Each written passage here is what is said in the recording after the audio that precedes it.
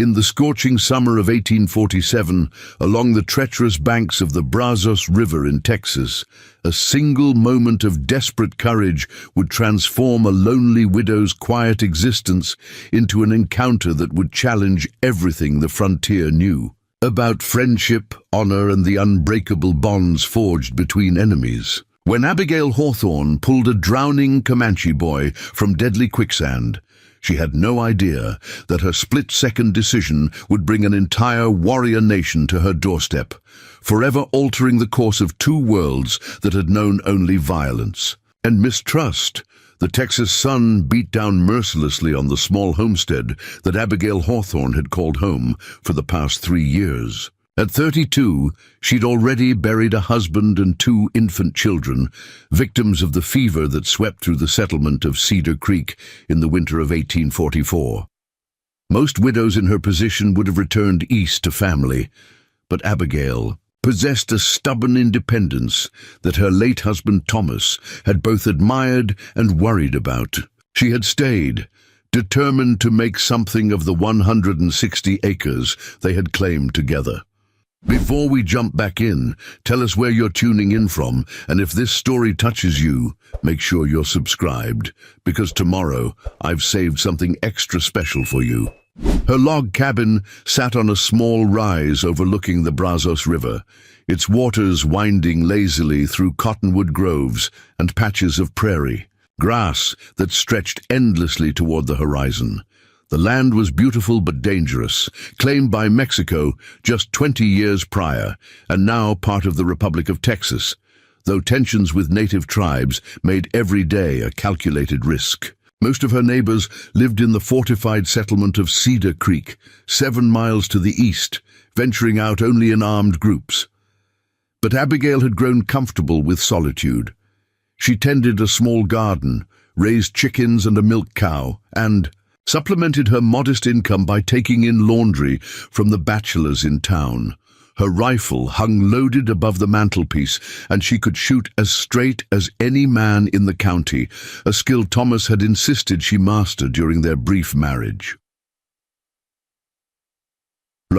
This particular morning in late July, the heat was already oppressive by sunrise. Abigail finished her morning chores early, hoping to beat the worst of the day's temperature.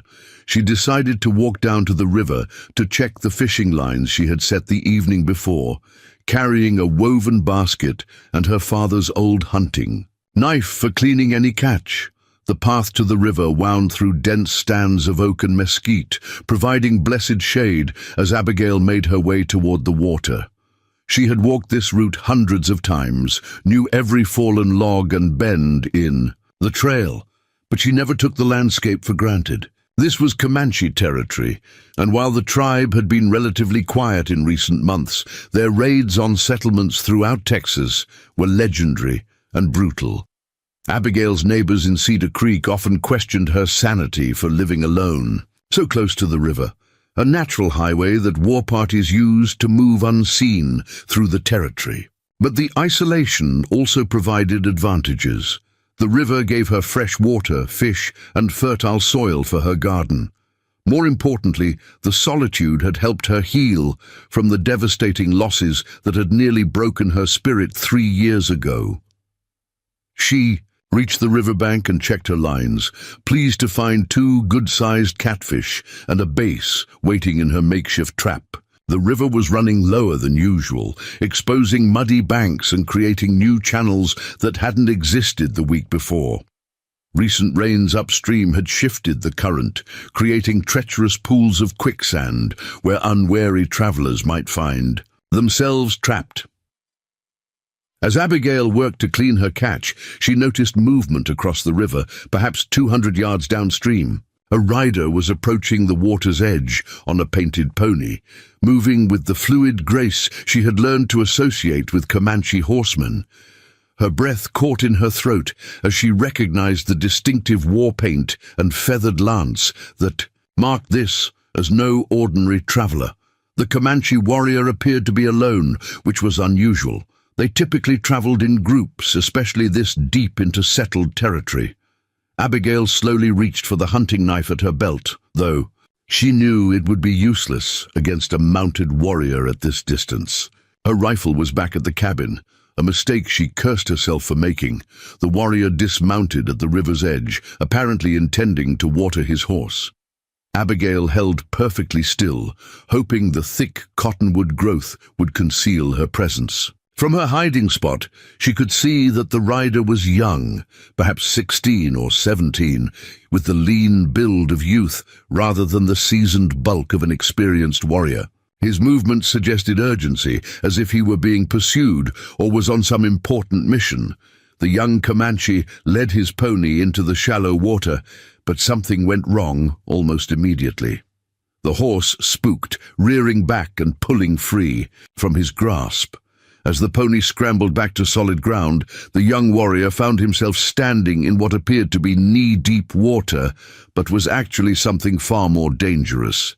Abigail watched in horror as the boy began to sink. What had looked like shallow river bottom was actually quicksand, hidden beneath a thin layer of water and debris. The more the young Comanche struggled, the faster he sank. Within moments, the muddy trap had him up to his waist, and his desperate movements were only making his situation worse. Every instinct Abigail possessed screamed at her to run. This was a Comanche warrior, member of a tribe that had killed dozens of her neighbors, burned homesteads, and taken captives throughout Texas. His people had shown no mercy to white settlers, and she owed him nothing. The smart thing to do was slip away quietly and let nature take its course. But as she watched the terror on the young man's face, saw him sink deeper with each passing moment, Abigail found herself moving before her mind had fully processed the decision. She couldn't watch another human being die, regardless of who they were or what their people had done to hers. The riverbank on her side offered better footing than where the boy was trapped. Abigail quickly gathered several long branches that had fallen from the cottonwoods, lashing them together with strips torn from her apron to create a makeshift rope. The young Comanche was now chest-deep in the quicksand, his movements becoming more frantic as he realized the gravity of his situation. "Stop struggling," Abigail called out, her voice carrying clearly across the water. "You're making it worse." The boy's head snapped up, his dark eyes wide with shock at hearing English spoken. For a moment their gazes locked across the distance, and Abigail saw something that surprised her. Not the savage hatred she expected, but intelligence, fear, and a desperate hope that she might help rather than harm him. Abigail waded into the river, testing each step carefully to avoid the same trap that had caught the young warrior. The current was stronger than it appeared from shore, and she had to fight to maintain her footing on the slippery rocks beneath the surface. The makeshift rope of branches and cloth felt fragile in her hands, but it was the only chance either of them had. "Catch this," she shouted, throwing one end of her improvised lifeline toward the sinking boy. The young Comanche's reflexes were quick despite his predicament.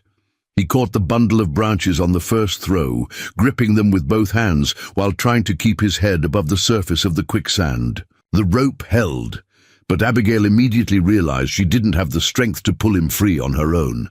The suction of the quicksand was incredibly powerful, and the young warrior was nearly shoulder-deep in the deadly trap. "Don't pull," Abigail called out, remembering something her father had told her about quicksand during their journey west. "Try to lean back and spread your weight. Move slowly." The boy seemed to understand her tone, if not her words. He stopped his frantic struggling and tried to follow her gestures, leaning backward and attempting to distribute his weight more evenly. The technique helped slow his descent, but he was still trapped and losing the battle against the inexorable suction. Abigail looked around desperately for additional help. The young warrior's pony stood on the far bank, reins trailing, occasionally whickering nervously as if sensing its rider's distress. An idea began to form in Abigail's mind, dangerous, but possibly their only hope. Preparing and narrating this story took us a lot of time, so if you are enjoying it, subscribe to our channel. It means a lot to us now. Back to the story. Moving carefully to avoid disturbing The river bottom. Abigail made her way toward the opposite shore. The young Comanche watched her approach with a mixture of hope and suspicion, clearly uncertain about her intentions. When she reached shallow water, she slowly approached his horse, speaking in the gentle tones she used with her own animals. The pony was nervous but not aggressive, apparently well trained despite its earlier spooked behavior. Abigail managed to catch the trailing reins and led the horse to a position where she could tie her makeshift rope to the saddle horn. The young warrior understood her plan immediately and adjusted his grip to give her more working room.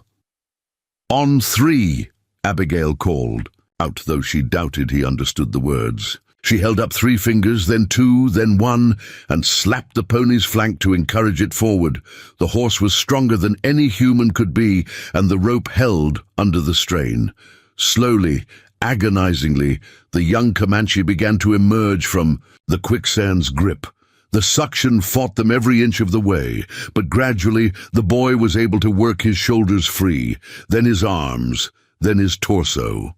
When he finally pulled his legs clear of the trap, both he and Abigail collapsed in exhaustion on the riverbank. The young warrior was covered in mud from head to toe, breathing heavily but alive. His dark eyes found Abigail's, and she saw a depth of gratitude that transcended language barriers. The boy struggled to his feet, still shaky from his ordeal, and approached Abigail with obvious caution. He was tall for his age, with the distinctive features and bearing she associated with Comanche nobility. His clothing, what she could see beneath the mud, was finely made with intricate beadwork that suggested high status within his tribe. The young warrior touched his chest and spoke a single word that sounded like Takoda. His name, Abigail realized. She repeated the gesture, saying Abigail clearly. Takoda nodded and attempted to repeat her name, his pronunciation careful but recognizable. For several minutes they stood facing each other across a cultural divide that had claimed thousands of lives on both sides. Takoda gestured toward the quicksand, then toward Abigail, clearly trying to express his gratitude for her intervention. His hands moved in fluid patterns that she recognized as sign language, supplemented by expressions and body language that conveyed meaning even without shared words.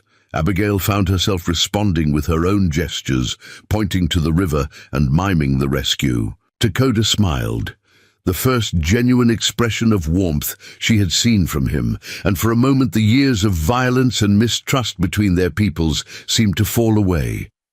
But the moment couldn't last forever.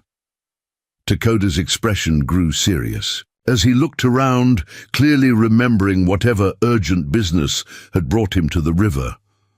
He mounted his pony with the natural grace of someone who had been riding since childhood, then turned back to Abigail with an expression she couldn't quite interpret. The young Comanche reached into a pouch at his belt and withdrew something small and carefully wrapped. He tossed it to Abigail, who caught it instinctively. When she unwrapped the soft leather, she found a beautifully carved piece of turquoise shaped like a bear strung on a leather cord. The craftsmanship was exquisite, clearly the work of a master artisan. Takoda touched his chest, then pointed to the necklace, then to Abigail. The meaning was clear. This was a personal gift, something precious to him that he was offering in gratitude for his life. Abigail placed the cord around her neck, touched the turquoise bear, and nodded her acknowledgement. With a final gesture that might have been a salute or a promise, Takoda wheeled his pony and rode away, disappearing into the dense brush on the far side of the river. Within moments, it was as if he had never been there at all, except for the turquoise bear resting against Abigail's chest and the memory of dark eyes filled with intelligence and unexpected humanity.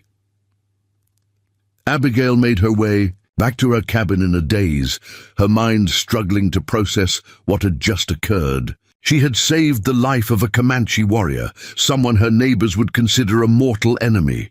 But in those moments by the river, she had seen only a young man in desperate need of help, and she had responded with the basic human decency that her parents had instilled in her from childhood.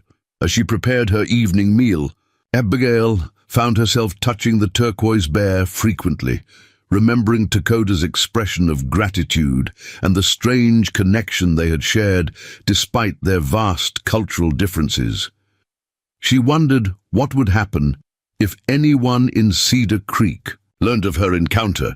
Would they understand her actions, or would they see her as a traitor to her own people? That night, as Abigail lay in bed listening to the sounds of the Texas wilderness, she had no way of knowing that her simple act of human compassion had set in motion events that would challenge everything the frontier understood about honor, loyalty, and the possibility of peace between sworn enemies. The turquoise bear seemed to pulse with warmth against her chest, as if carrying some significance beyond its obvious beauty. 3 days later, she would discover just how profound that significance truly was.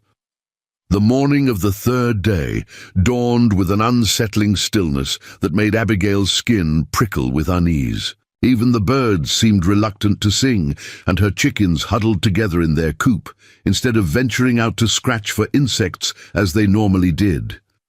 The very air felt charged with anticipation, like the moments before a violent thunderstorm breaks across the Texas plains.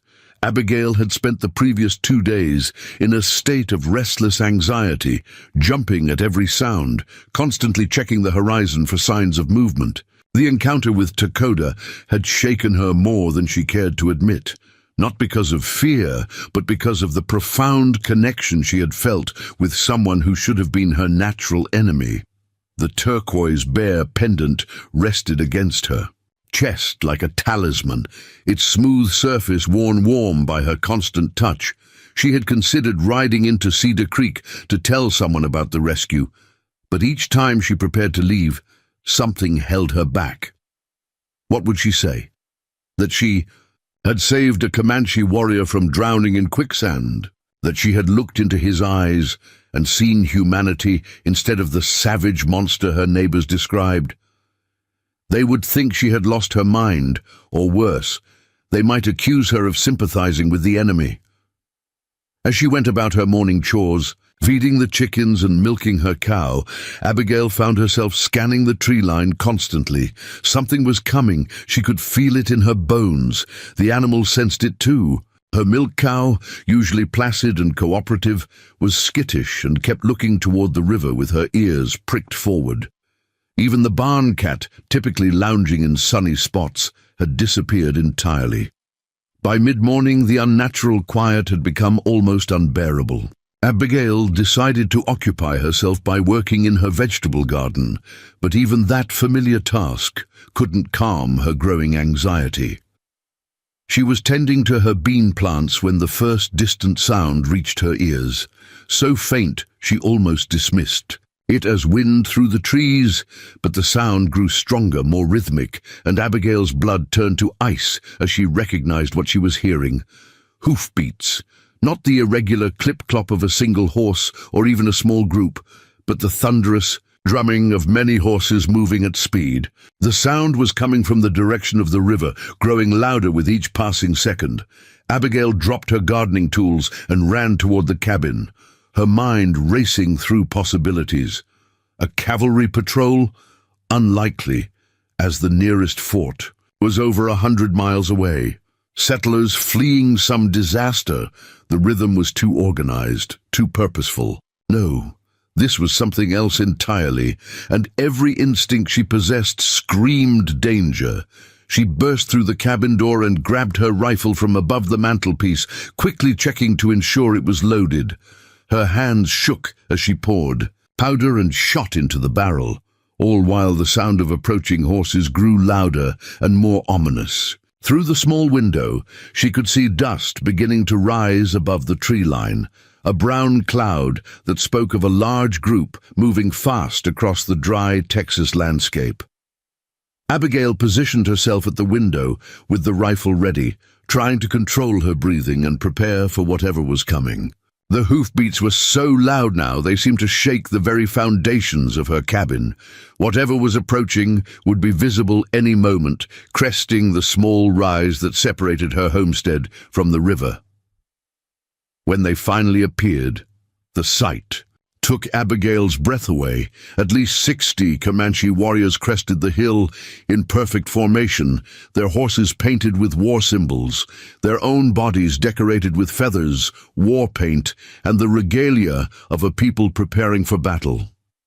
They moved like a single organism, each rider in perfect harmony with his mount, their weapons gleaming in the morning sun. At their head rode a figure that commanded attention even among such an impressive group. The lead warrior was older than the others, perhaps 50 years of age, with silver threading through his long black hair and the bearing of absolute authority. His horse was magnificent, a large black stallion with white markings that had been painted to enhance its natural beauty. The man's war bonnet contained dozens of eagle feathers, each one representing a coup counted in battle, and his chest was covered with a breastplate made from bone and decorated with intricate beadwork. But what struck Abigail most powerfully was his resemblance to Takoda. The same strong jawline, the same intelligent dark eyes, the same proud bearing that she had recognized in the young warrior she had rescued from the quicksand. This had to be a relative, possibly even Takoda's father.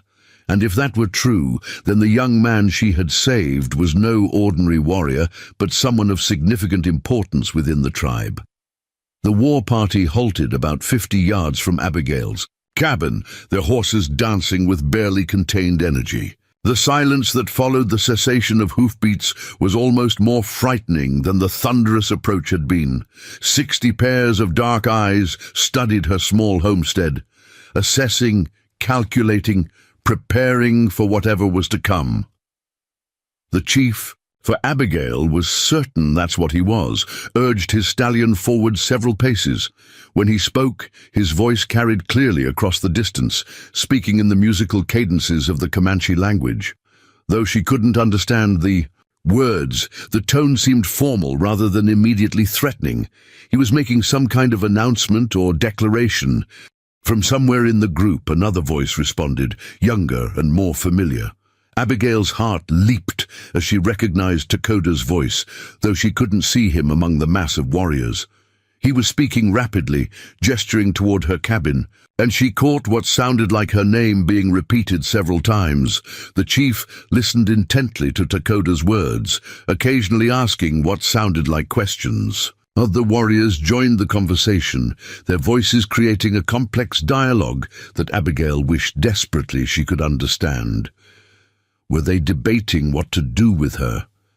Planning an attack? Discussing the circumstances of their previous encounter? After several minutes of intense discussion, the chief raised his hand for silence. The entire war party immediately fell quiet, demonstrating the absolute respect and obedience he commanded. The chief studied Abigail's cabin for a long moment, then slowly dismounted from his stallion. Abigail's grip tightened on her rifle, though she knew it would be useless against so many warriors.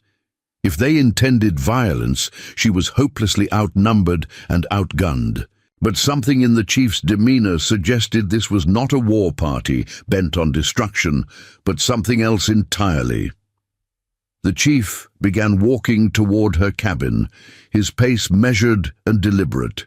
He carried no visible weapons, his hands empty and visible. Behind him, Takoda dismounted and followed, confirming Abigail's suspicion about their relationship.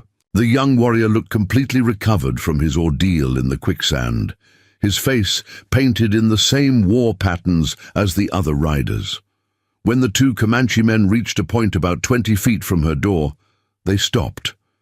The chief studied Abigail's cabin with obvious interest, taking in details of her construction, her garden, the way she had arranged her small homestead. His gaze was intelligent and assessing, but not hostile. Takoda stepped forward and spoke in careful English, his pronunciation heavily accented but clear. "My father, Chief Iron Bear of the Penateka Comanche, has come to speak with the white woman who saved his son from the hungry earth." Abigail's breath caught in her throat. Chief Iron Bear. She had heard that name whispered in fearful tones around Cedar Creek. He was one of the most powerful war chiefs on the southern plains, a leader whose raids had terrorized settlements from the Brazos River to the Rio Grande. And Takoda was his son, which explained the fine quality of his clothing and the obvious respect the other warriors showed him. "I am honored by your visit," Abigail replied, her voice steadier than she felt. She stepped onto her small porch, keeping the rifle lowered but ready. "Your son is very brave. The Quicksand almost claimed him." Takoda translated her words for his father, who listened intently before responding in Comanche. "My father says that bravery without wisdom often leads to death. He asks why you risked your life to save an enemy." The question hung in the air between them, laden with implications Abigail was only beginning to understand. This wasn't just a visit of gratitude, but something far more significant. Her answer could determine not only her own fate, but possibly the relationship between the Comanche and the white settlers in the entire region. "I saw a young man in danger," Abigail replied simply. "I couldn't watch anyone drown regardless of who they were." When Takoda translated this, Chief Iron Bear's expression grew thoughtful. He spoke again, this time at greater length, his tone becoming more formal. "My father says that in all his years of war with the white man, he has never seen such a thing. White settlers have watched Comanche warriors die without lifting a finger to help. Some have even caused such deaths deliberately. He wants to understand what kind of person you are." Abigail considered her response carefully. She sensed that this conversation was more important than simple politeness. "I am a woman who has lost much to this land," she said finally. "I know what it means to watch someone you care about die. I couldn't add to that suffering, even for a stranger." The translation seemed to affect Chief Iron Bear profoundly.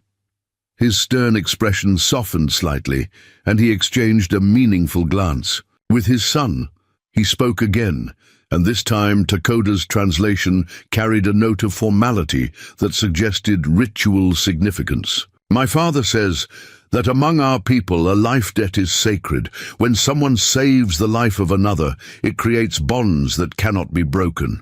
You have saved the life of his eldest son, the heir to his leadership. This creates obligations and opportunities that must be honored." Abigail felt a chill of apprehension.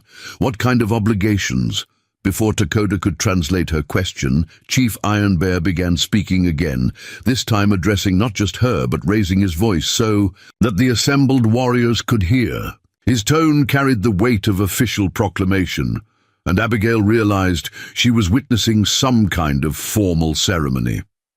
"My father declares before all the warriors of our band that you, Abigail Hawthorne, have proven yourself to be a person of honor," Takoda translated.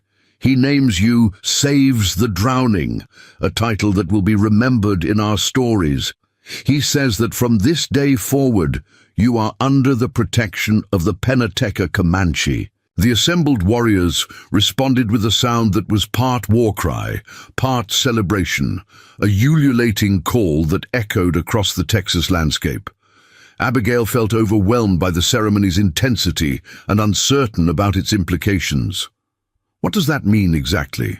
she asked when the noise subsided. Chief Iron Bear spoke directly to her this time, in halting but understandable English. "It means you are family now. Comanche family. No warrior will harm you. No raid will touch your land. You have, how you say, sanctuary." The magnitude of what was happening began to dawn on Abigail. She was being formally adopted into Comanche protection, something that had probably never happened to a white settler before. It was an honor of incredible significance, but also one that would forever mark her as different from her own people. "There is more," Takoda added, translating his father's continued words. My father wishes to offer you a choice. You may remain here under our protection, living as you have, but knowing you are safe. Or you may come with us to our village to live among our people and learn our ways. Either choice will be honored." Abigail's mind reeled at the possibilities.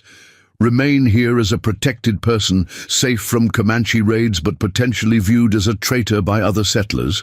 Or abandon everything she had built to live among a people whose language she didn't speak and whose customs she barely understood. I need time to consider such an important decision," she said finally. Chief Ironbear nodded approvingly. "Wisdom," he said in English. "Good." He spoke again in Comanche, which Dakota translated. "My father says wise decisions require thought. He will leave warriors here to protect you while you decide. Tomorrow at sunrise, he will return for your answer." The chief turned to address his war party, issuing what sounded like detailed instructions. Immediately, 10 warriors dismounted and began setting up a camp near Abigail's cabin. They worked with practiced efficiency, clearly accustomed to making temporary camps. The remaining warriors prepared to depart, but not before Chief Ironbear approached Abigail once more. He reached into a leather pouch at his belt and withdrew something wrapped in soft deerskin. Unwrapping it carefully, he revealed a beautifully crafted silver armband, decorated with turquoise stones that matched the bear pendant Dakota had given her. The workmanship was exquisite, clearly the product of master craftsmen. "This belonged to my grandmother," Chief Ironbear said in careful English, placing the armband in Abigail's hands. "She was bridge person, made peace between tribes. You are bridge person too, maybe, between Comanche and White Eyes. This will help you remember what is possible." Abigail accepted the armband with trembling hands, understanding that she was receiving something of incredible personal and cultural significance. "I am deeply honored," she managed to say. Chief Ironbear mounted his stallion, and the majority of the war party prepared to leave. Before departing, he spoke once more to Dakota, who would apparently remain with the guard detail. Then, with a final nod to Abigail, he led his warriors away, their departure as dramatic and impressive as their arrival had been. As the dust settled and quiet returned to her homestead, Abigail found herself alone with 10 Comanche warriors who had been tasked with protecting her.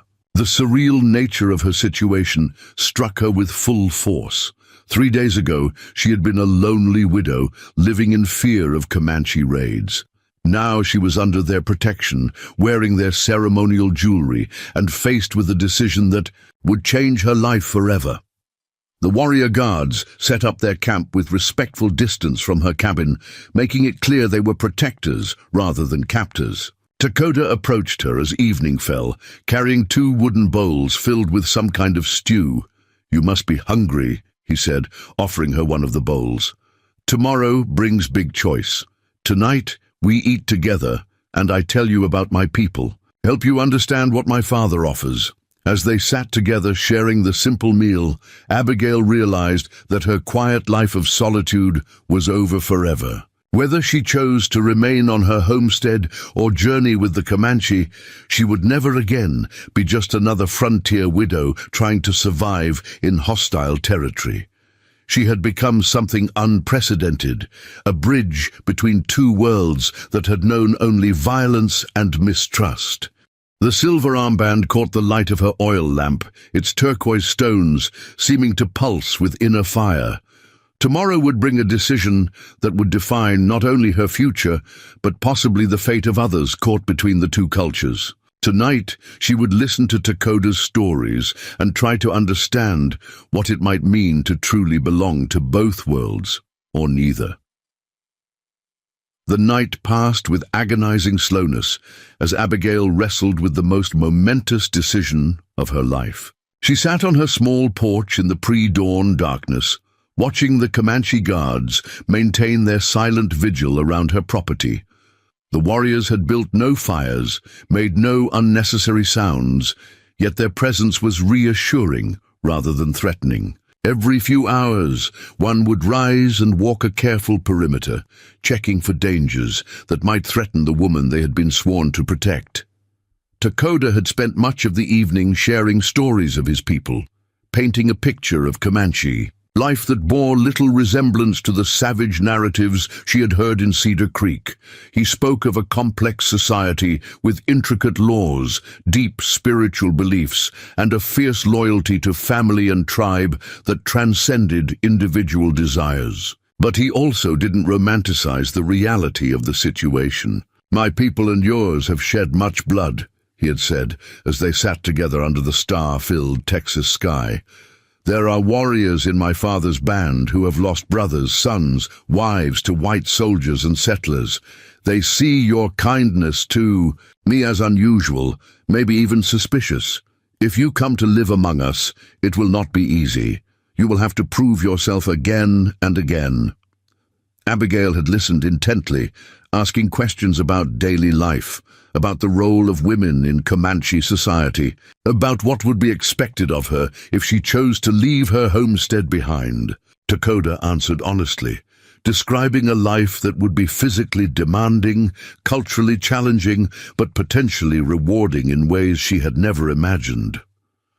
"But if you stay here," he had continued, "you will be alone between two worlds. The white settlers will not understand why Comanche warriors protect you. They may see you as enemy, as traitor, and my people will protect you, but from distance. You will be safe but separated from both peoples." Now, as dawn approached she knew Chief Iron Bear would soon return for her answer, Abigail felt the weight of history pressing down on her shoulders. Whatever she decided would set precedents that could affect relations between whites and Comanches for generations to come. She was being asked to be more than just a woman making a personal choice. She was being asked to become a symbol, a bridge between worlds that had known only conflict. The eastern horizon was just beginning to lighten when she heard the sound of approaching horses. Not the thunderous charge of the previous day, but the measured pace of a smaller group arriving for a formal occasion. Chief Iron Bear appeared through the morning mist with perhaps 20 warriors, including several she hadn't seen before. These men were older, their faces bearing the lines of age and wisdom, their bearing suggesting they held positions of importance within the tribe. The chief dismounted and approached Abigail's porch, his expression grave but not unkind. Behind him came the elder warriors, forming a semicircle that suggested this was to be a formal council rather than a simple conversation. Takoda took his place among them, but Abigail noticed that even he seemed subdued by the ceremony's solemnity. "Saves. The drowning," Chief Iron Bear said, using the name he had given her the day before. "The sun rises on a new day. What path will you choose?" Abigail stood, her decision finally crystallized by the moment's gravity. She had spent the night thinking not just about her own future, but about what her choice might mean for others. Throughout her restless contemplation, one realization had become clear. She couldn't choose the safe path, the easy path, if she wanted to honor the trust that had been placed in her. "Great Chief," she began, her voice carrying clearly in the still morning air, "I am honored by your offer to live among your people and learn your ways. But I believe I can serve both our peoples better by remaining here in this place between your world and mine." A murmur ran through the assembled warriors. Some faces showed approval, others disappointment, and a few displayed what might have been suspicion. Chief Iron Bear's expression remained carefully neutral as he waited for her to continue. "If I come to live in your village," Abigail continued, "I become part of your world, but lost to mine. The white settlers will see me as someone who abandoned her own people.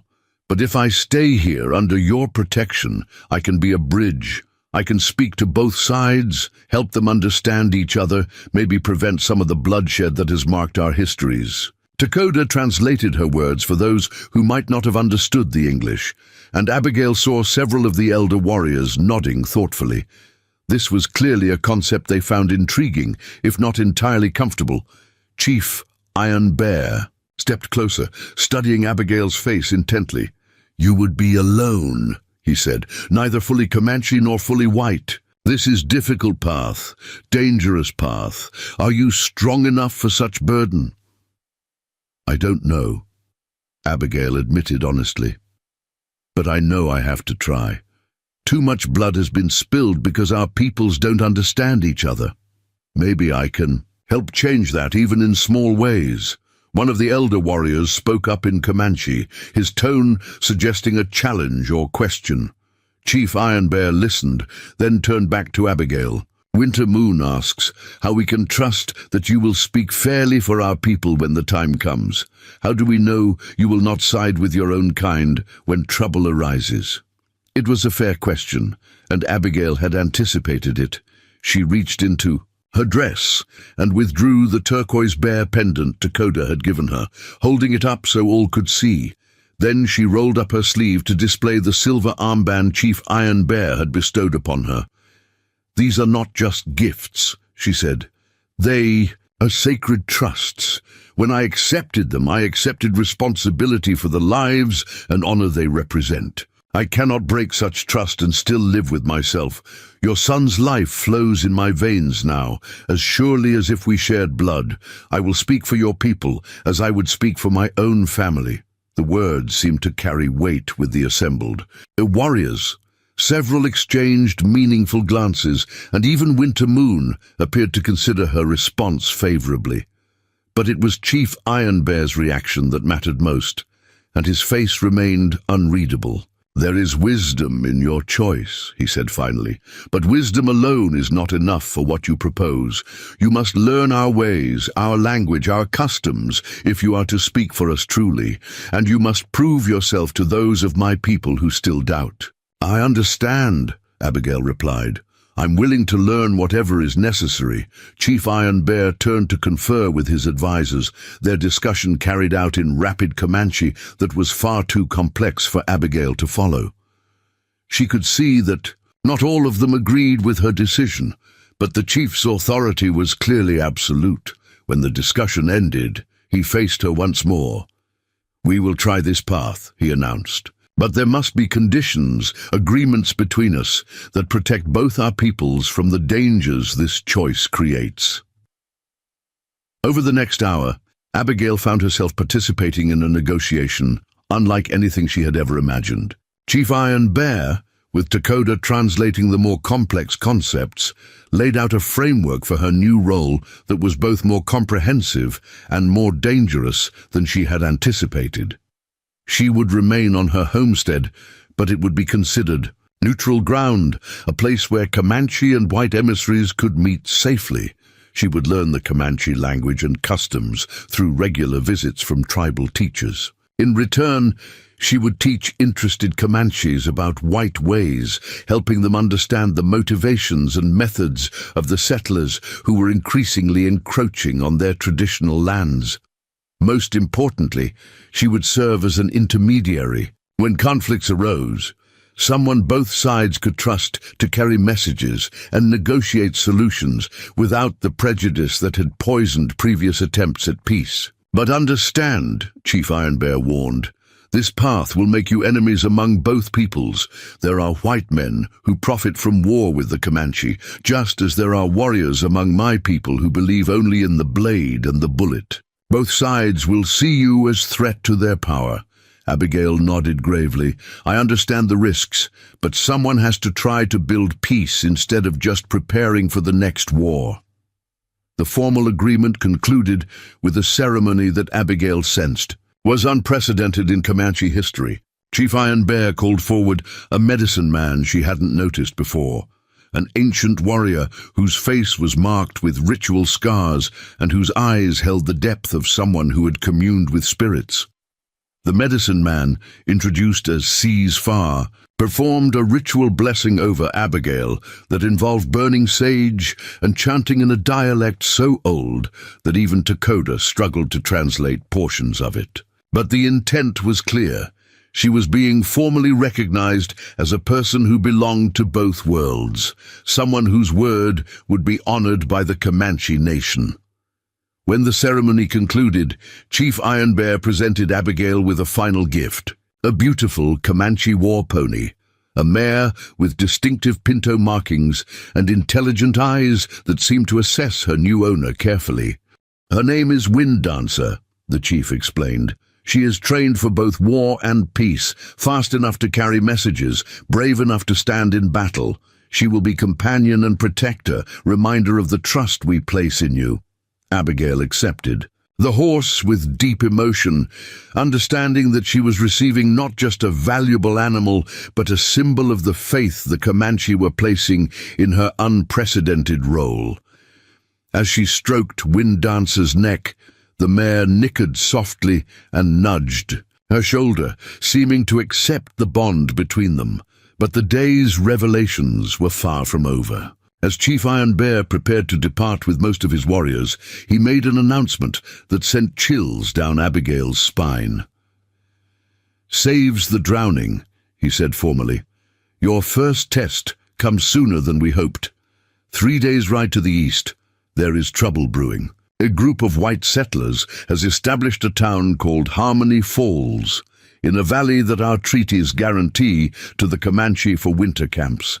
They refuse to leave, and some of our young warriors speak of driving them out with fire and blade." Abigail felt her stomach tighten. "What do you want me to do?" "Go to this place," Chief Iron Bear replied. "Speak to these settlers. Learn why they have chosen to break the treaties their government made with us. See if there is path to peace, or if we must prepare for war." The magnitude of what he was asking hit Abigail like a physical blow. Her first mission as a peace negotiator would involve a situation that could explode into violence at any moment, with her caught in the middle between armed settlers and angry Comanche warriors. "Will I go alone?" she asked, trying to keep the fear out of her voice. "Takoda will accompany you, along with 2 other warriors," Chief Iron Bear replied. "They will remain hidden unless needed, but close enough to protect you if the white settlers prove hostile. You will approach as lone woman seeking to buy supplies, learn the situation without revealing your true purpose." Takoda stepped forward, his young face grave with the responsibility being placed on both of them. "My father honors you greatly by giving you this task," he said quietly. "But he also tests you. If you can bring peace to Harmony Falls, it will prove to both our peoples that your path is right." "And if I fail?" Abigail asked. Chief Iron Bear's expression grew stern. "Then many will die, and the chance for peace may be lost for generations. The weight of their lives will rest on your shoulders. Saves the drowning. Choose your words carefully when you reach Harmony Falls." As the war party prepared to leave, Abigail realized that her quiet life of solitude was truly over, forever. She was no longer just a widow trying to survive on the Texas frontier. She had become something unprecedented in the history of white Comanche relations. She was now a diplomat, a negotiator, a bridge between worlds that had forgotten how to speak to each other except through violence. The stakes couldn't be higher, and failure would mean not just her own death, but the deaths of countless others. As Chief Iron Bear and his warriors rode away, leaving her alone with the enormous responsibility they had placed on her shoulders, Abigail looked toward the eastern horizon, where Harmony Falls lay waiting. In 3 days, she would discover whether her decision to become a bridge between worlds was an act of heroic wisdom or tragic folly. The turquoise bear pendant felt heavy against her chest, a reminder that she now carried the hopes and fears of 2 peoples who had forgotten how to trust anyone, including themselves.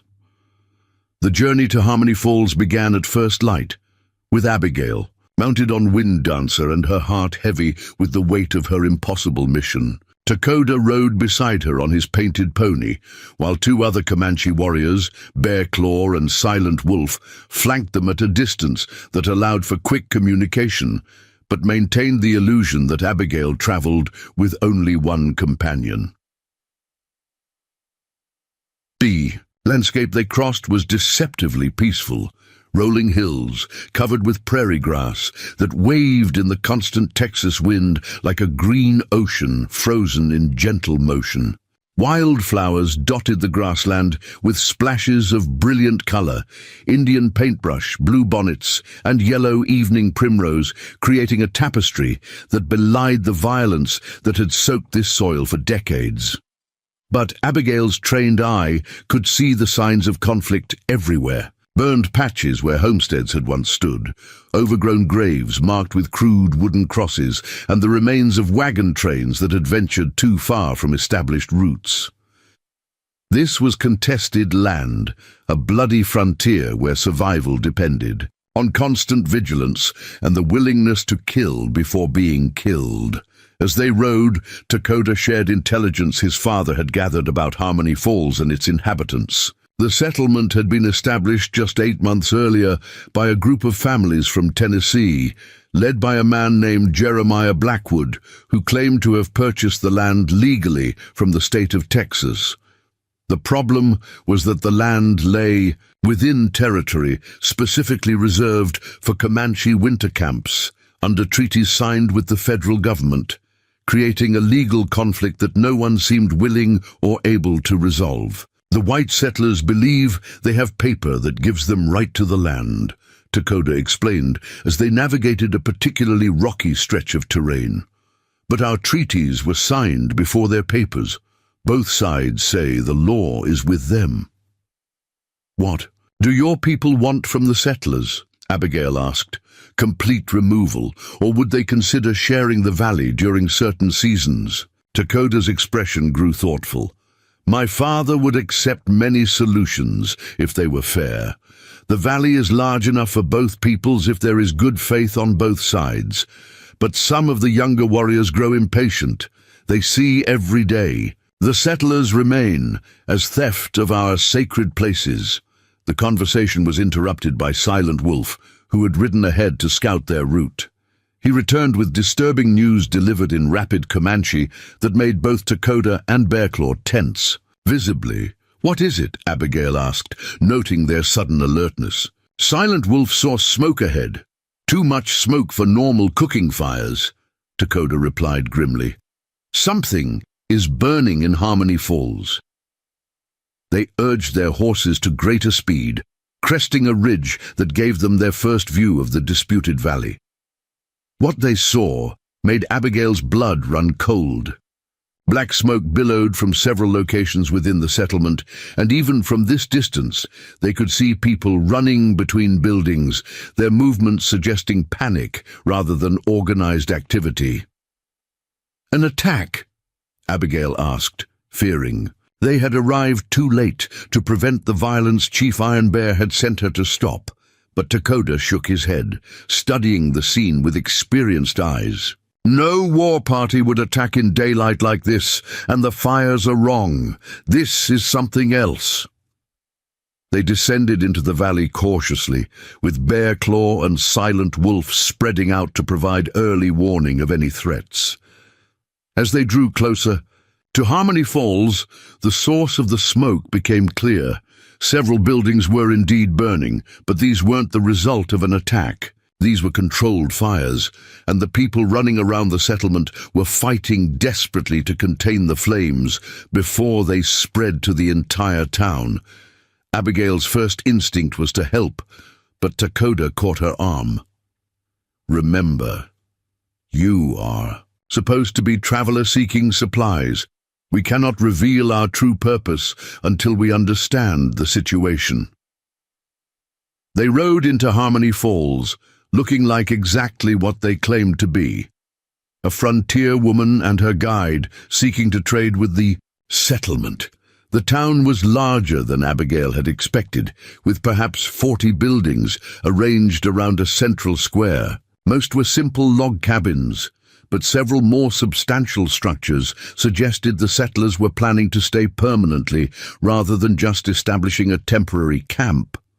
The residents were too busy fighting fires to pay much attention to newcomers. Bucket brigades stretched from the town's well to the burning buildings, with men, women and children all participating in the desperate effort to save their homes. Abigail could see that the fire had started in what appeared to be the town's general store and was threatening to spread to adjacent buildings. "Help us!" called a woman carrying buckets of water, her face streaked with soot and tears. "Please, we need every hand." Abigail didn't hesitate. She dismounted Wind Dancer and joined the bucket brigade, working alongside settlers she had supposedly never met before. Dakota followed her lead, though she could see several townspeople eyeing him suspiciously. A Comanche warrior helping to save their town was clearly not something they had expected to encounter. For the next 2 hours, Abigail worked side by side with the people of Harmony Falls, helping them save their settlement from destruction. The fire was eventually contained, but not before destroying the general store, a blacksmith shop, and 2 family homes. As the immediate crisis passed and the settlers began to assess the damage, Abigail finally had a chance to observe the community she had been sent to investigate.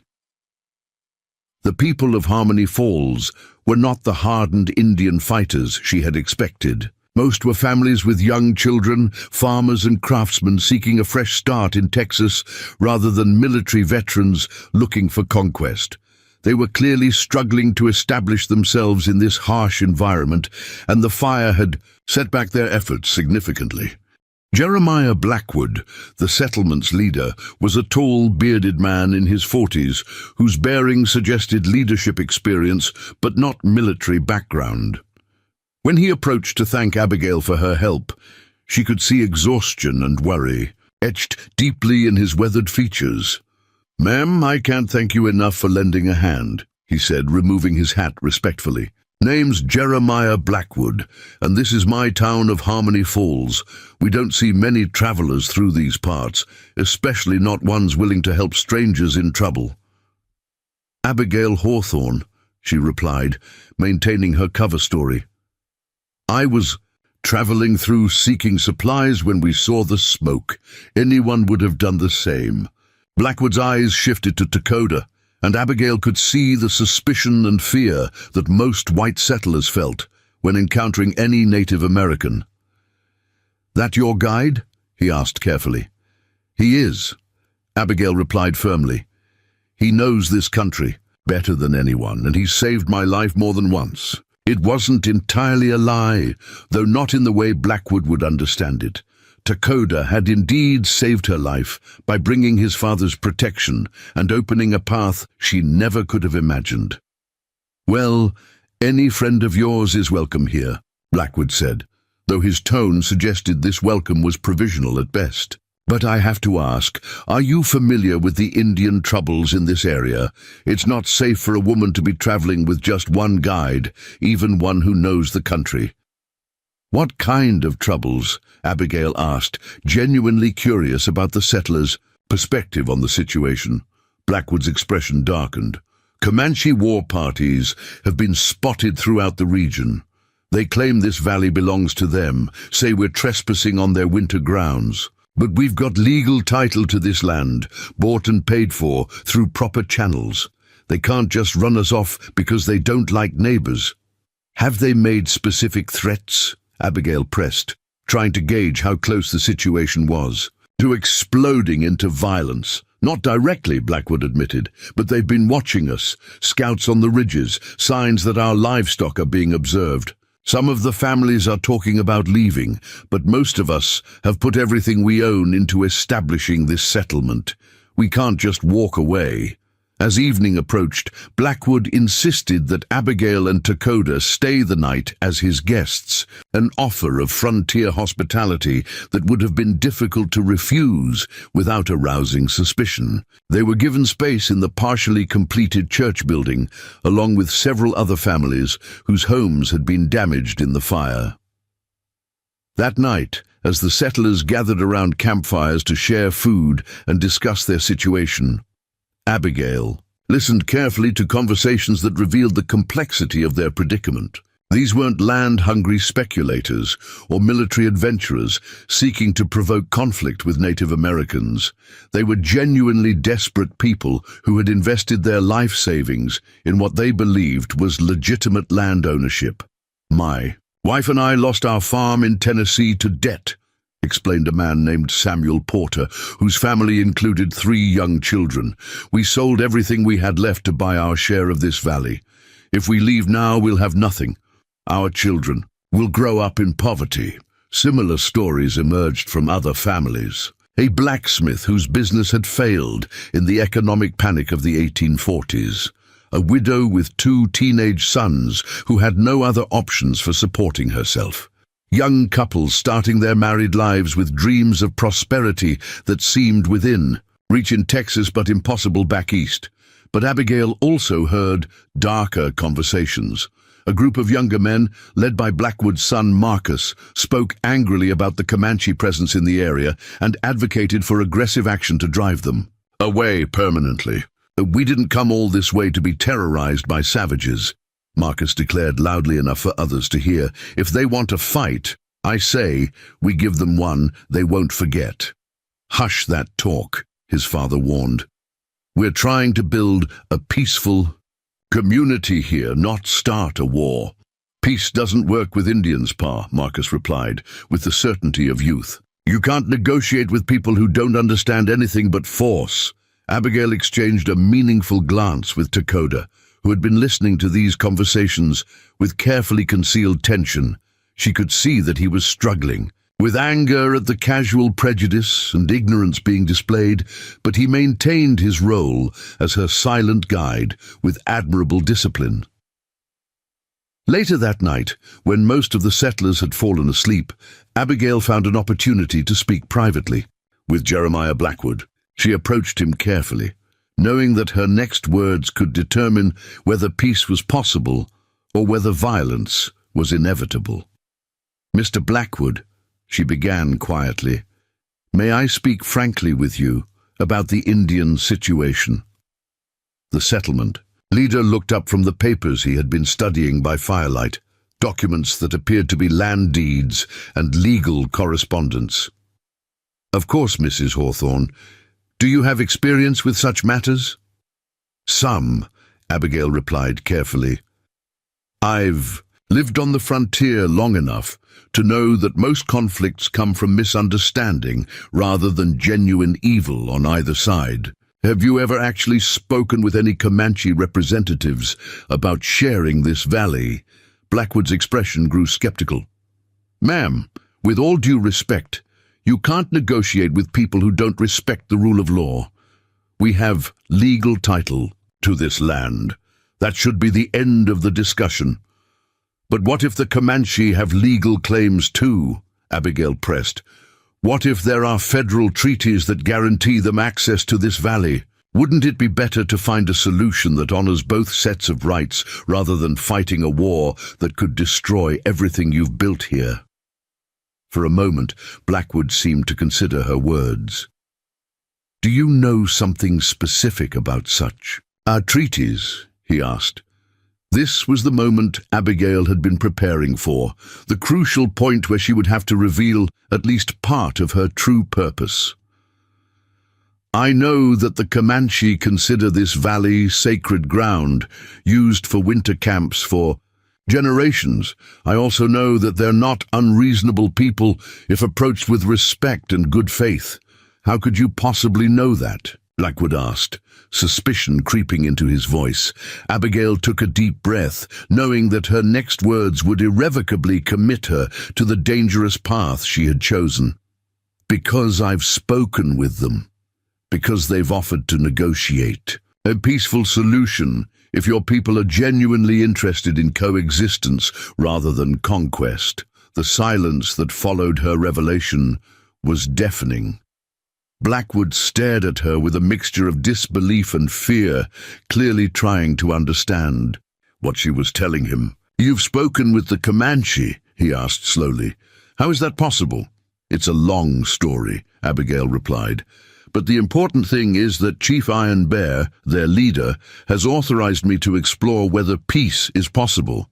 He's willing to meet with representatives of your community to discuss terms that might allow both peoples to use this valley without conflict." Blackwood's hand moved instinctively toward the pistol at his belt, a gesture that Takoda noticed immediately. The young Comanche warrior tensed, ready to defend Abigail if necessary, but she caught his eye and shook her head slightly. "Mrs. Hawthorne," Blackwood said carefully, "are you telling me that you're some kind of intermediary between the Comanche and white settlers?" "I'm telling you that I'm someone who has seen too much bloodshed and wants to prevent more," Abigail replied. "Your families deserve the chance to build peaceful lives here. So do the Comanche families who have used this valley for generations. Maybe there's a way for both to be true." The weight of decision hung heavy in the night air as Jeremiah Blackwood wrestled with concepts that challenged everything he had believed about the frontier, about Indians, and about the nature of ownership itself. His answer would determine whether Harmony Falls became the site of breakthrough negotiations or a battlefield soaked with the blood of two peoples who had forgotten how to trust. The dawn that broke over Harmony Falls carried with it an ominous stillness that made Abigail's skin crawl with foreboding. She had spent a sleepless night waiting for Jeremiah Blackwood's response to her revelation, but the settlement leader had requested time to consider her proposal and consult with other town leaders. What she hadn't anticipated was waking to find herself surrounded by a dozen armed men, their rifles trained on both her and Takoda with deadly intent. Marcus Blackwood stood at the center of the group, his young face twisted with hatred and righteous anger. Behind him, Abigail could see several other young settlers she had worked alongside the previous day to fight the fires that had threatened their community. The betrayal cut deeper than any physical wound could have. "Well, well," Marcus sneered, his finger resting dangerously close to his rifle's trigger. "The Comanche spy and her savage friend thought they could fool us with their act of helping and put out fires, but we're not as stupid as you thought we were." Abigail raised her hands slowly, trying to project calm while her mind raced through possible escape scenarios. Takoda remained perfectly still beside her, but she could sense the coiled tension in his body, ready to spring into action at the first opportunity. The problem was that any sudden movement would likely result in both their deaths. "There's been a misunderstanding," Abigail said carefully. "I came here to prevent bloodshed, not cause it." "The only misunderstanding," Marcus replied viciously, "was us thinking you were a decent white woman instead of an Indian-loving traitor. My father might be fool enough to listen to your lies about peace and negotiation, but some of us know what needs to be done." One of the other armed settlers, a man named Caleb Wright, whose family had lost their home in the fire, stepped forward with a length of rope. "We're going to tie you both up nice and tight, then use you as bait to draw in that Comanche war party. When Chief Iron Bear comes looking for his spy and his son, we'll be ready for them." The full scope of their plan hit Abigail like a physical blow. These young hothead hadn't just discovered her identity. They intended to use her and Takoda as bait for an ambush that would result in massive bloodshed on both sides. Everything she had worked for, all the delicate trust Chief Iron Bear had placed in her, would be destroyed in a single act of treacherous violence. "You don't understand what you're doing," Abigail said desperately. "Chief Iron Bear will bring hundreds of warriors if he believes his son has been captured or killed. You'll be starting a war that will consume this entire region." "Good," Marcus replied with the frightening certainty of youth, convinced of its own righteousness. "It's time to finish what should have been settled years ago. Texas doesn't have room for both civilized people and savages." As the settlers moved to bind their prisoners, a commotion erupted from the direction of the town square. Shouts and the sound of running feet suggested some new crisis was developing, causing Marcus to hesitate and look toward the source of the disturbance. "What? No?" he muttered, gesturing for two of his men to investigate while keeping the others focused on guarding Abigail and Takoda. The scouts returned within minutes, their faces pale with shock. "Marcus," one of them called breathlessly, "you need to see this. There are riders coming from the west, a lot of them." Abigail's heart sank as she realized what was happening. Bearclaw and Silent Wolf, the two Comanche warriors who had accompanied them to Harmony Falls, must have seen the armed confrontation and ridden back to warn Chief Iron Bear. The chief, believing his son was in immediate danger, was likely approaching, with a substantial war party to rescue Takoda and punish those who had threatened him. Marcus's eyes lit up with savage satisfaction. Perfect. How many riders? At least 50, maybe more. They're riding hard and they're painted for war. The young settler leader turned back to Abigail with a cruel smile. "Looks like our bait worked even better than expected. We'll position ourselves in the buildings around the square, let them ride right into our trap. When the shooting starts, you and your savage friend will be the first to die." But Abigail could see that Marcus had fundamentally misunderstood the tactical situation. The approaching Comanche warriors weren't riding blindly into an ambush. They were experienced fighters who had survived decades of warfare against both Mexican and American forces. They would scout the settlement, identify defensive positions, and plan their attack accordingly. More importantly, the settlers of Harmony Falls were not professional soldiers. They were farmers, craftsmen, and families with children who had no experience in warfare beyond hunting wild game. Against seasoned Comanche warriors fighting to rescue their chief's son, they would be slaughtered regardless of their defensive advantages. "Marcus," Abigail said urgently, "this isn't going to end the way you think. Those warriors are coming to rescue Takoda, not to attack your settlement. If you release us now and let us go to them, we can still prevent this from becoming a massacre." "The poor only massacre," Marcus replied coldly, "will be of the Indians stupid enough to ride into our killing ground." As if to punctuate his words, a war cry echoed across the valley, wild and haunting and filled with lethal promise. The sound sent chills down Abigail's spine and made several of the armed settlers shift nervously. This wasn't the random war whoop of Hollywood imagination, but the precise battle call of experienced warriors coordinating their attack. Takoda spoke for the first time since their capture, his voice calm, but carrying an undertone of profound sadness. "You have made a terrible mistake. My father does not negotiate with those who take prisoners through treachery. When he arrives, he will show no mercy to anyone who threatened his son." "We'll see about that," Marcus snarled, but Abigail could see doubt beginning to creep into his expression as more war cries answered the first, coming from multiple directions around the settlement. The tactical situation was developing exactly as Abigail had feared. The Comanche warriors weren't charging straight into the town's defensive positions, but were instead surrounding Harmony Falls, cutting off all escape routes while they prepared for a coordinated assault. These weren't wild savages attacking in mindless fury, but disciplined fighters implementing a sophisticated battle plan. Within the settlement, panic was beginning to spread as the reality of their situation became clear. Families with children were barricading themselves in the sturdiest buildings, while the men scrambled to defensive positions with whatever weapons they could find. But Abigail could see that they were woefully unprepared for warfare against experienced Comanche raiders. "Marcus," she tried one more time, "it's not too late to prevent this. Let me go to Chief Iron Bear under a flag of truce. I can explain that this was a misunderstanding, that most of your people want peace, but if the fighting starts, there won't be any going back."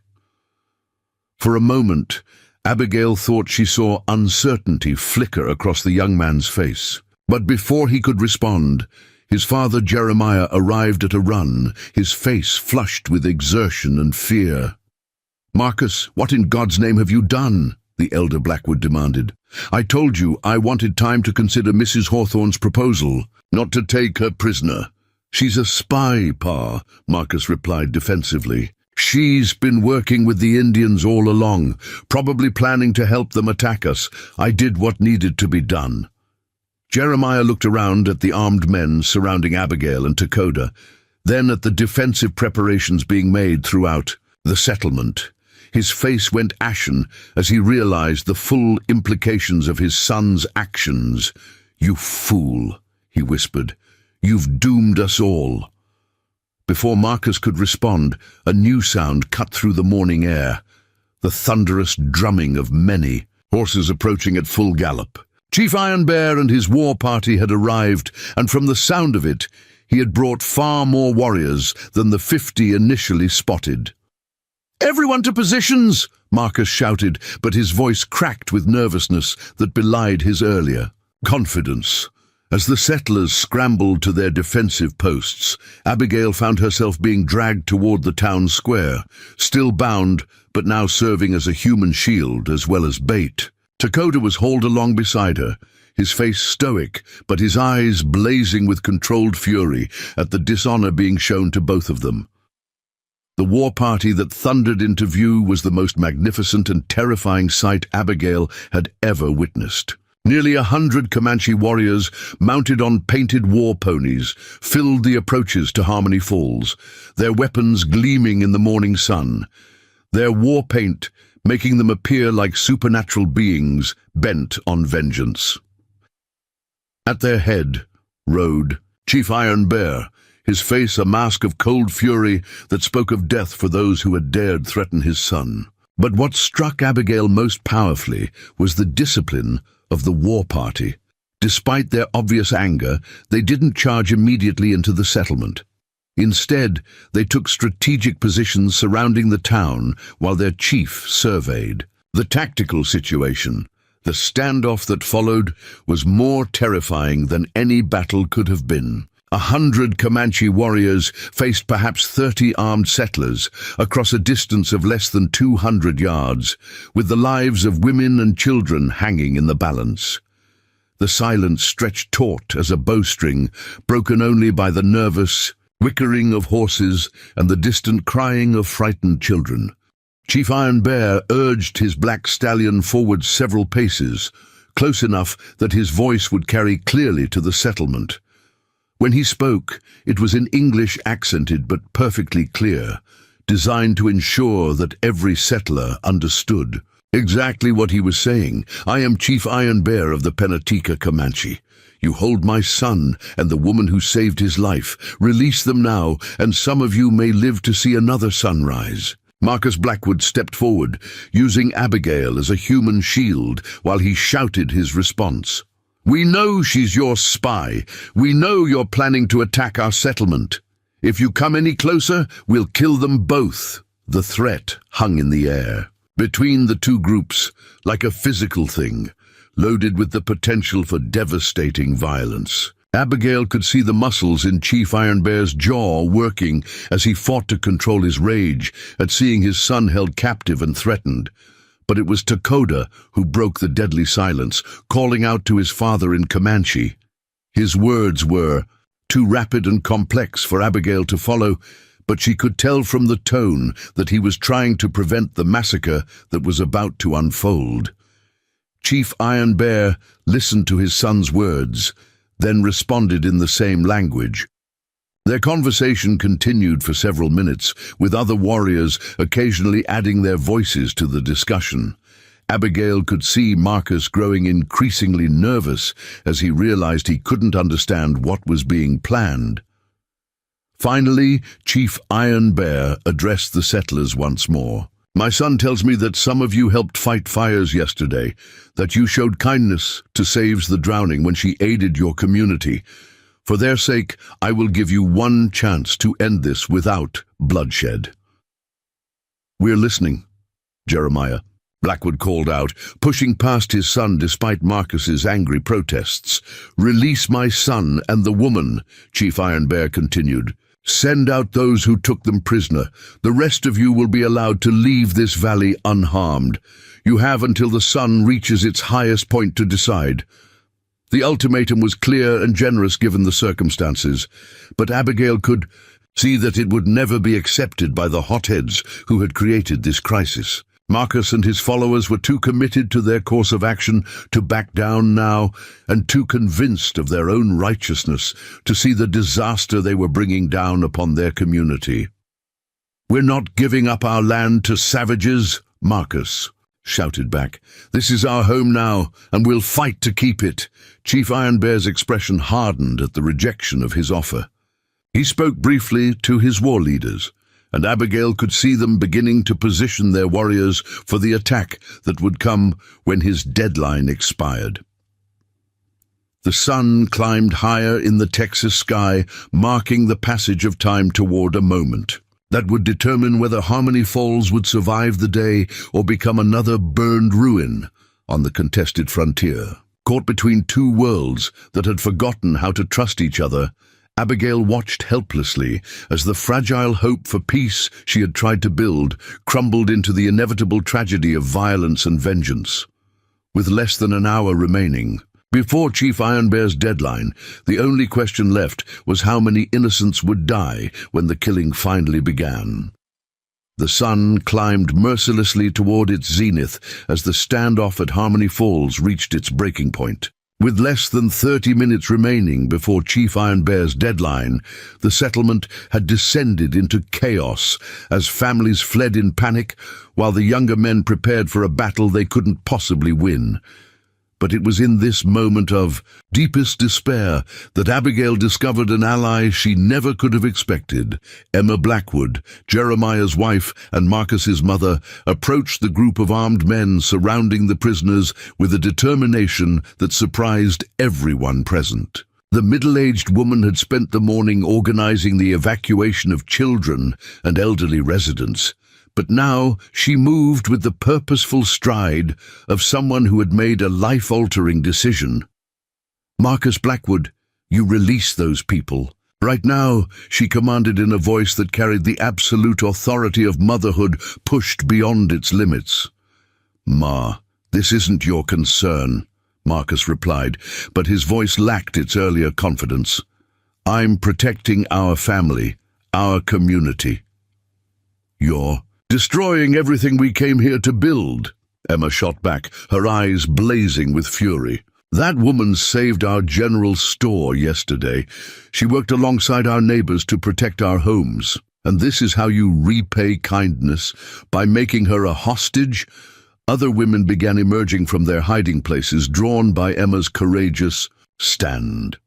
Mary Porter, whose husband had spoken of their desperate circumstances the night before, stepped forward with her 3 young children clinging to her skirts. "Mrs. Blackwood is right," Mary declared, her voice shaking but determined. "We came here to build new lives, not to start wars.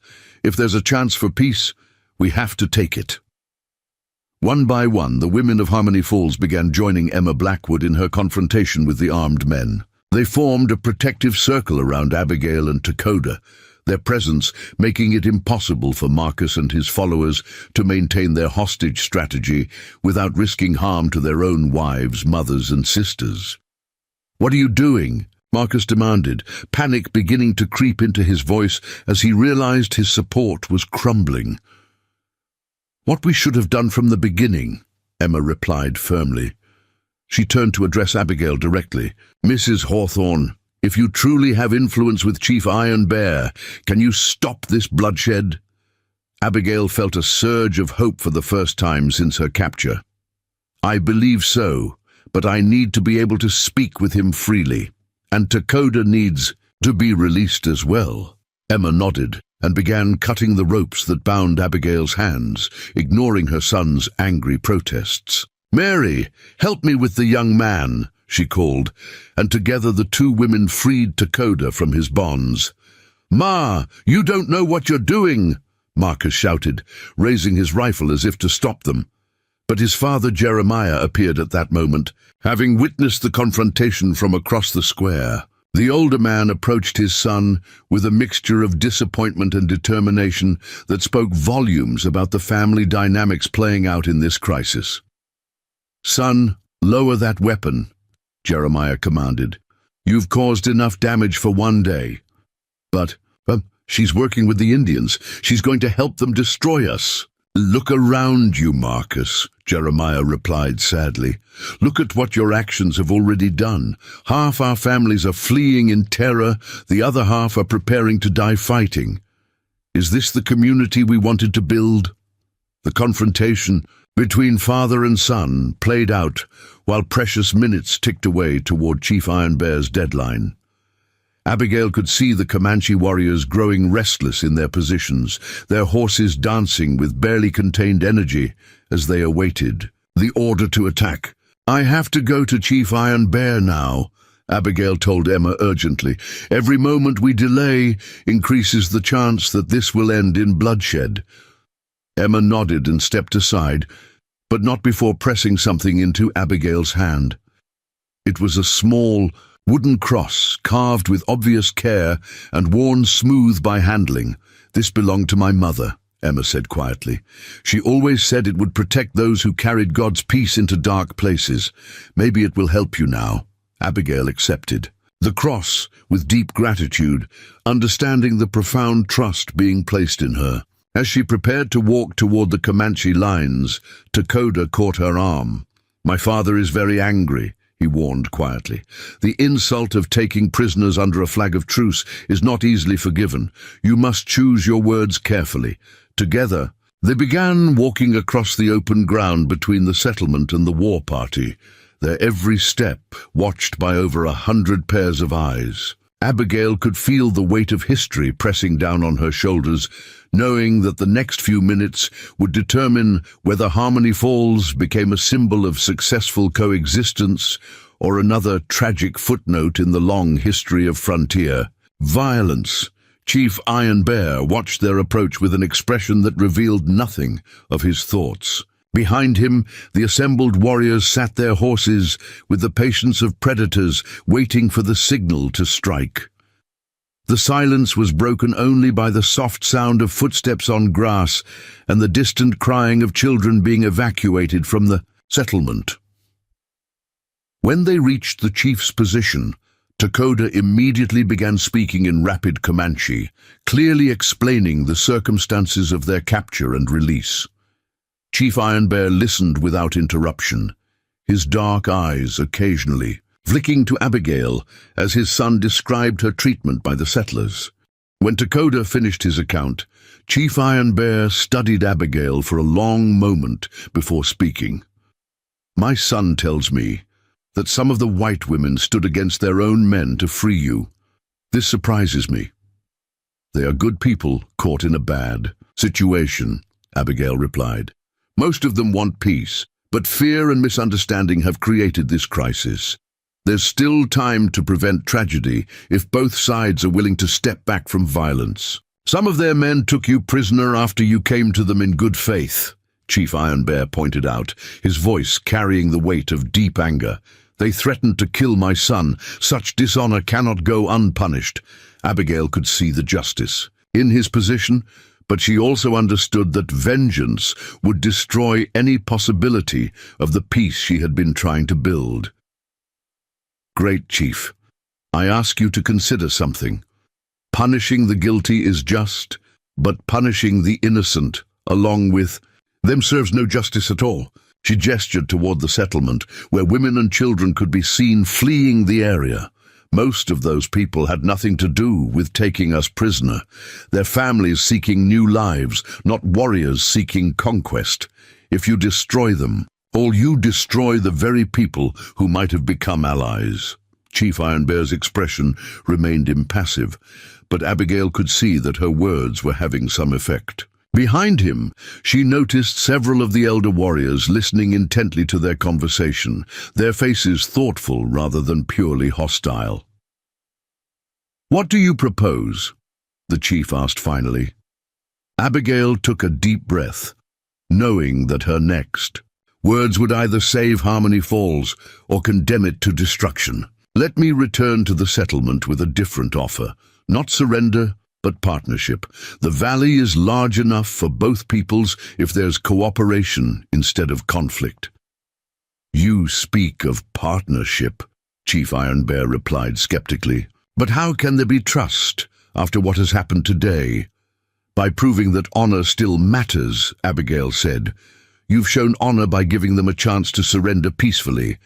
Now let me show them that some white people can be trusted to honor their agreements. The chief considered her proposal for several minutes, occasionally conferring with his war leaders in hushed Comanche.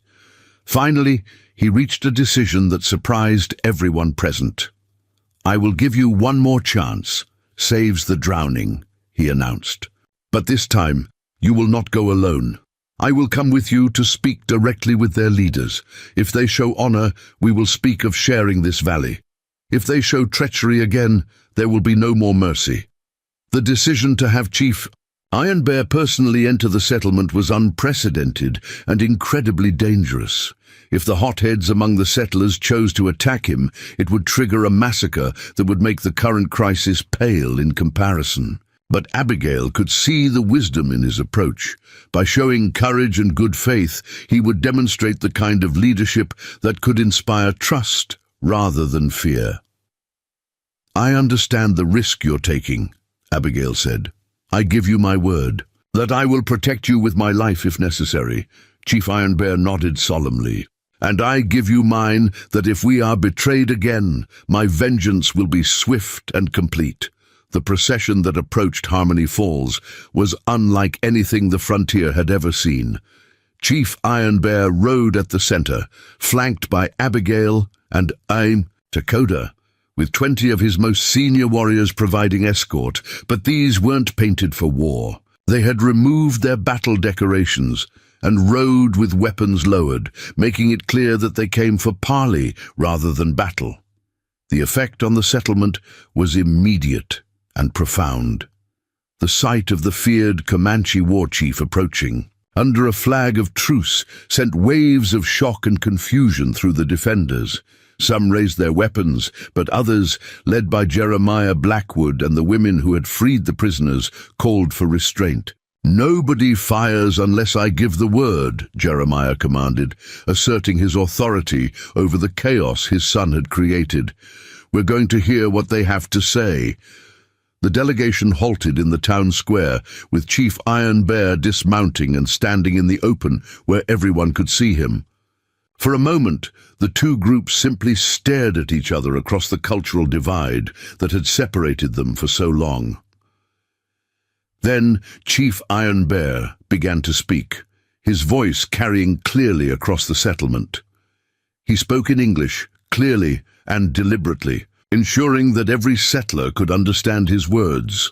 I am Chief Iron Bear of the Penateka Comanche.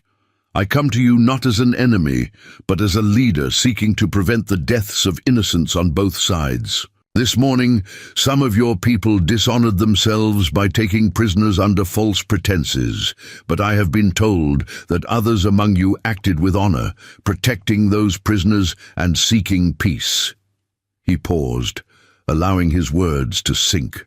Before continuing, I could have taken vengeance for the insult to my son and to the woman who saved his life.